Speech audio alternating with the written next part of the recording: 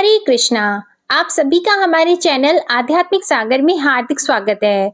आज की इस वीडियो में आप जानने वाले हैं एकादशी व्रत कितने होते हैं, एकादशी के व्रत कुल कितने व्रत करने चाहिए, साल भर में कितनी मुख्य एकादशी है, एकादशी व्रत के उद्यापन के बारे में।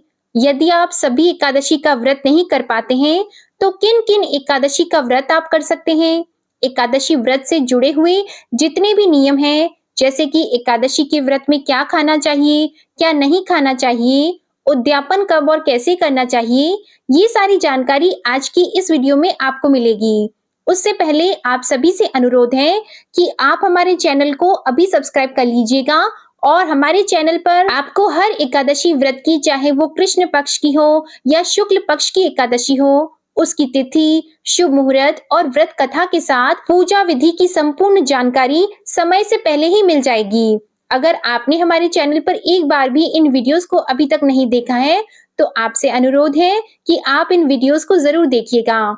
साल भर में कुल 24 एकादशी होती है। अगर अधिक मास होता है तो इनकी संख्या 26 हो जाती है। हर महीने में एक एकादशी व्रत शुक्ल पक्ष में और एक कृष्ण पक्ष में रखी जाती है। सभी एकादशी के नाम भी और उनके महत्व भी अलग अलग होते हैं। अक्सर ये होता है कि जब किसी को एकादशी का व्रत रखना होता है तो वो किसी भी महीने के शुक्ल पक्ष की एकादशी से इस व्रत की शुरुआत कर लेते हैं। लेकिन वास्तव में एकादशी व्रत की शुरुआत आपको उत्पन्ना एकादशी से करनी चाहिए, जो कि मार्गशीर्ष महीने में आती है। इससे ही साल की पहली एकादशी माना जाता है। तो उत्पन्ना एकादशी से आप एकादशी व्रत प्रारंभ कर सकते हैं। कृष्ण पक्ष हो या शुक्ल पक्ष, आपको दोनों ही पक्षों की एकादशी का व्रत रखना चाहिए। साल भर की सभी एकादशी का व्रत रखने के बाद ही आपको व्रतों का उद्यापन भी करना चाहिए। कुछ लोग पूरे साल की एकादशी का व्रत नहीं रख पाते हैं, तो ऐसे में कुछ मुख्य एकादशी है, लेकिन आपको उससे पहले उत्पन्ना एकादशी का व्रत भी रख लेना चाहिए।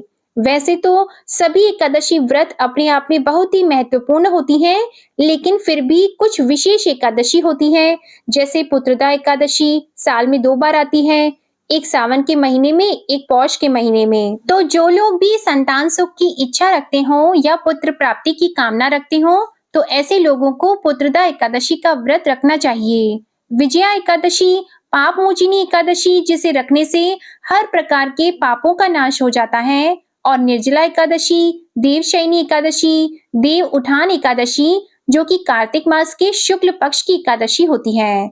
चातुर्मास के बाद भगवान विष्णु इसी एकादशी के दिन जागते हैं, और इसके अलावा मोक्षदा एकादशी। तो ये कुछ मुख्य एकादशी हैं, जिनका व्रत रखने से भी आप उसके बाद उद्यापन कर सकते हैं। एकादशी के व्रत का पालन पूरे 3 दिन तक करना होता है, और जो कि हर किसी के लिए संभव नहीं होता है।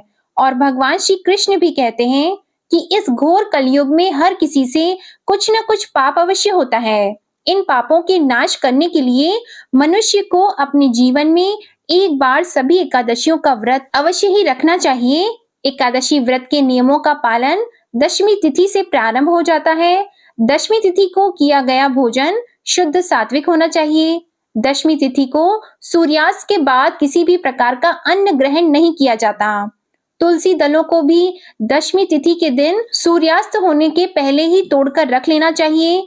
और अगर कई बार दशमी तिथि को रविवार का दिन पड़ता है, तो ऐसे में रविवार से भी एक दिन पहले शनिवार को ही तुलसी दल तोड़कर रख लेने चाहिए। भगवान विष्णु की पूजा में तुलसी दल का होना अनिवार्य होता है, क्योंकि बिना तुलसी दल के भगवान की पूजा और एकादशी की पूजा अधूरी मानी जाती है।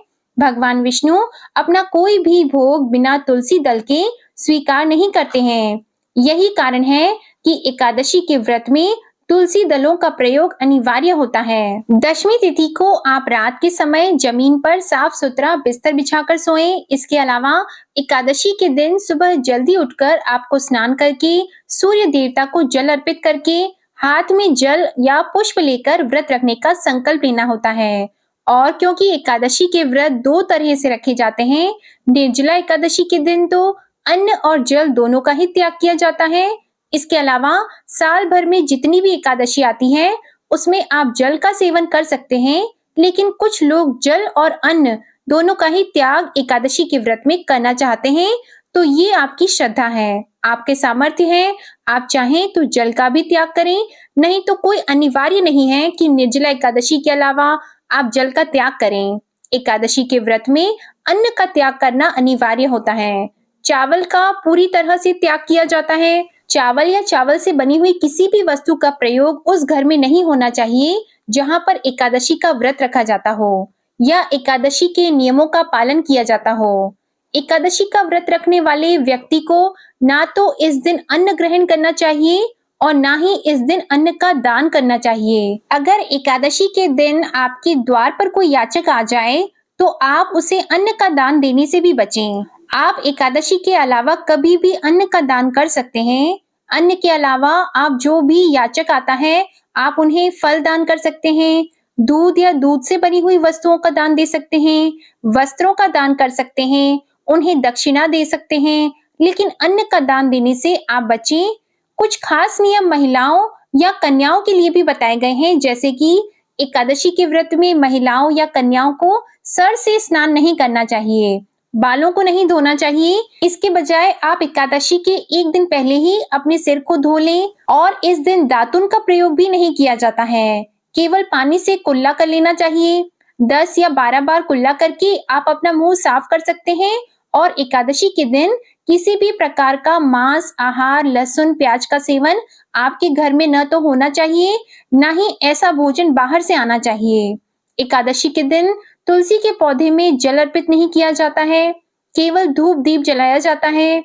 सुबह और शाम तुलसी जी की पूजा बिना छुए की जाती है। तो आप ये सभी काम अवश्य करें और रात के समय जितनी देर हो सके जागरण अवश्य करना चाहिए। और फिर आपको अगले दिन द्वादशी तिथि को स्नान आदि से निवृत्त होकर फिर दान देने का संकल्प भी लेना चाहिए। विधिवत पूजा अर्चना करके ही आपको दान देना चाहिए। और एकादशी की जो व्रत कथा है वो आपको हर महीने में ही दोनों पक्षों में सुननी चाहिए। हर एकादशी व्रत की कथा अलग होती है, पूजा विधि सबकी लगभग एक जैसी ही होती है, लेकिन द्वादशी तिथि को भी आप एक जैसी ही पूजा विधि अपना सकते हैं। और दान आपको हमेशा प्रसन्न मन से और जो आप खुशी खुशी दे सकते हो, आपका जो भी सामर्थ्य हो उसके अनुसार केवल उन्हीं वस्तुओं का दान आपको करना चाहिए।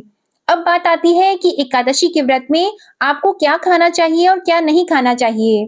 तो देखिए, उपवास का मतलब ही होता है कि हर प्रकार से जो भी भक्षण वाले पदार्थ हैं, जैसे कि खाने वाले पदार्थ हैं, उनका त्याग करना चाहिए।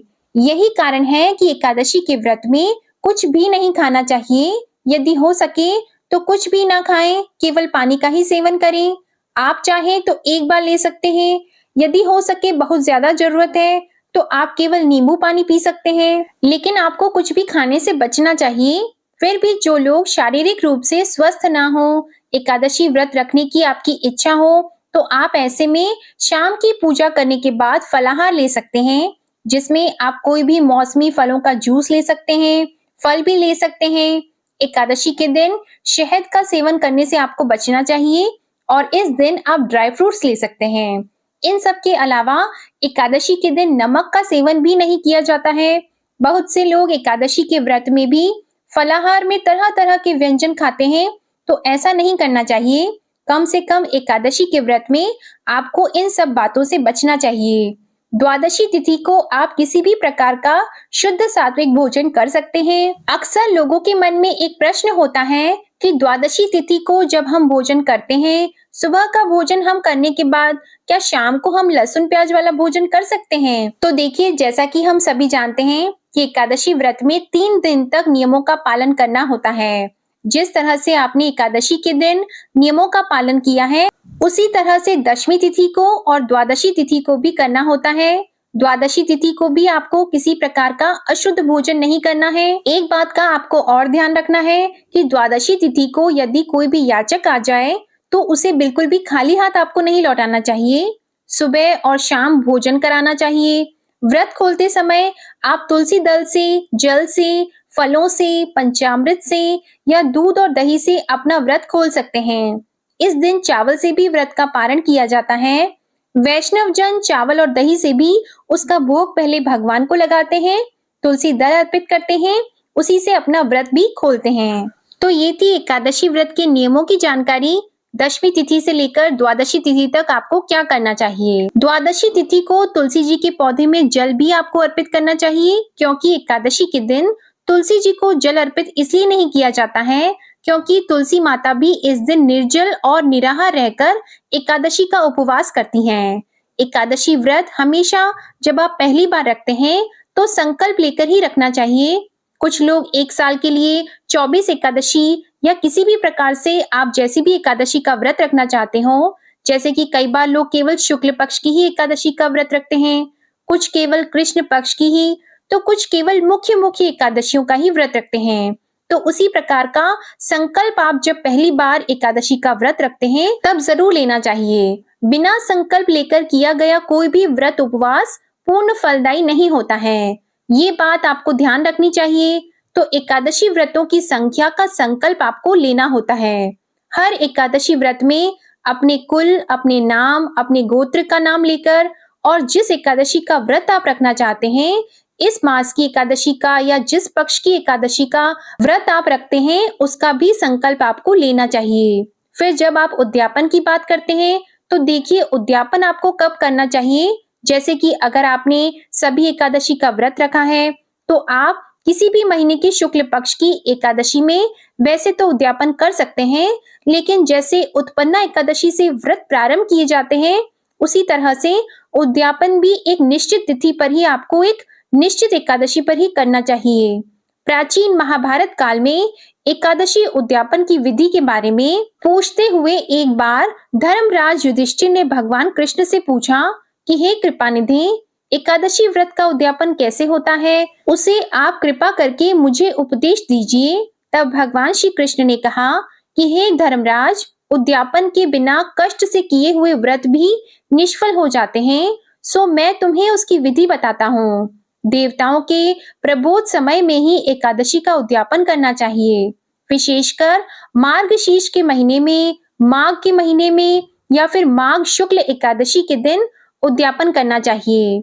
चातुर्मास के समय में यानी कि आषाढ़ शुक्ल एकादशी से लेकर कार्तिक कृष्ण एकादशी में भूल कर भी एकादशी व्रत का उद्यापन आपको नहीं करना चाहिए। कार्तिक शुक्ल एकादशी यानी देव उठान एकादशी के दिन भी आप उद्यापन कर सकते हैं। कुछ लोग साल भर की सभी 24 एकादशी का व्रत रखते हैं, तो उन्हें जो महीने मैंने आपको बताए, जो एकादशी के नाम मैंने आपको बताए, उनमें व्रत का उद्यापन आपको करना चाहिए। ऐसे लोग कृष्ण शुक्ल दोनों ही पक्षों में कभी भी उद्यापन कर सकते हैं, लेकिन जो केवल 12 शुक्ल पक्ष की एकादशी का व्रत रखते हैं उन्हें शुक्ल पक्ष में ही उद्यापन करना चाहिए। और ठीक इसी तरह से केवल कृष्ण पक्ष की एकादशी का उपवास रखने वाले भक्तों को केवल कृष्ण पक्ष में ही उद्यापन करना चाहिए। उद्यापन के लिए आपको एकादशी का व्रत भी उस स्थिति में जरूर रखना चाहिए, क्योंकि द्वादशी तिथि को ही आपको उद्यापन करना होगा।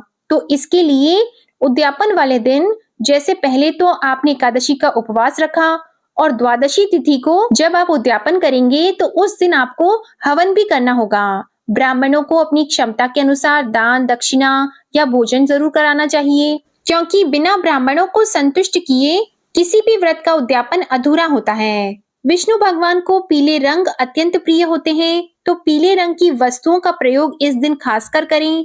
पीले ही रंग की वस्तुओं का दान भी आपको करना चाहिए। और उद्यापन के दिन आपको एक काम विशेष रूप से करना है, जैसे कि मैंने आपको बताया कृष्ण या शुक्ल पक्ष की एकादशी, अगर आपने दोनों पक्षों की एकादशी का व्रत रखा है तो ऐसे में आपको पूर्ण आहुति हवन जरूर कराना चाहिए। आप खुद भी हवन कर सकते हैं या पंडित जी के द्वारा भी आप करवा सकते हैं। उसमें आपको काले और सफेद तिल दोनों ही मिलाकर उससे आपको पूर्ण आहुति देनी चाहिए, हवन करना चाहिए और अग्नि में काले और सफेद तिल घी में मिलाकर आपको प्रज्वलित करनी चाहिए।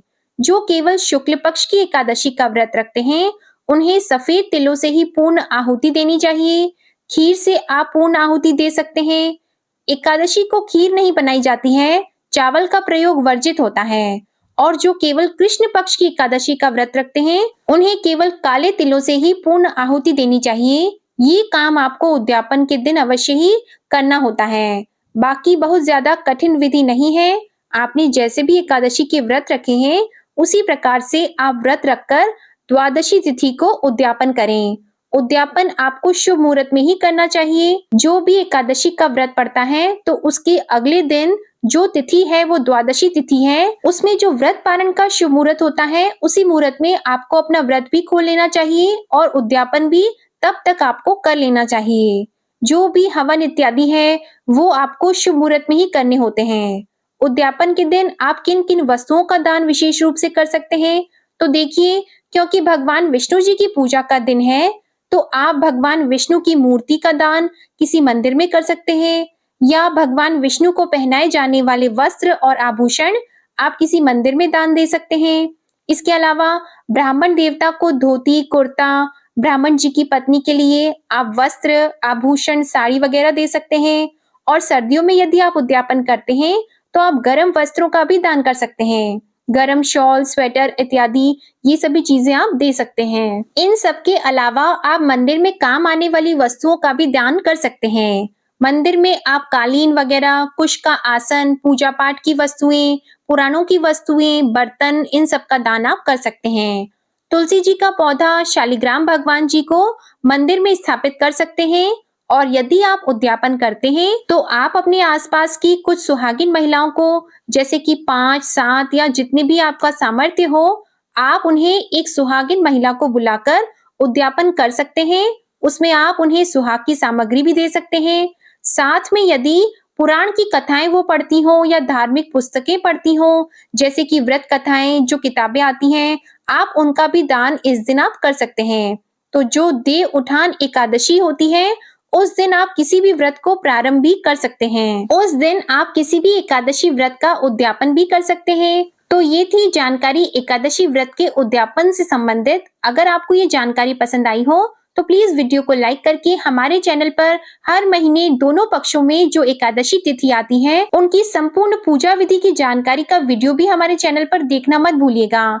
और इन सभी के अलावा हमारा ये चैनल धार्मिक चैनल है, जिस पर हमारे धर्म में प्रचलित जितने भी व्रत और त्योहार हैं, हर हफ्ते हर दिन जो भी व्रत त्योहार आते हैं उन सब की तिथि और शुभ मुहूर्त के साथ कथाओं की जानकारी भी आपको समय समय पर मिलती रहे, इसके लिए आप हमारे चैनल को अभी सब्सक्राइब करके बेल आइकन प्रेस करना मत भूलिएगा। आप हमारे इस चैनल पर हर दिन नियम से हर महीने के महात्म्य की कथाओं के साथ साथ भागवत पुराण की कथाएं और शिव महापुराण की कथाएं भी जरूर सुनिएगा। देव उठनी एकादशी की व्रत कथा का वीडियो भी हमारे चैनल पर जल्द ही अपलोड किया जाएगा। आपको ये वीडियो पसंद आई हो तो इसे लाइक करना मत भूलिएगा। धन्यवाद।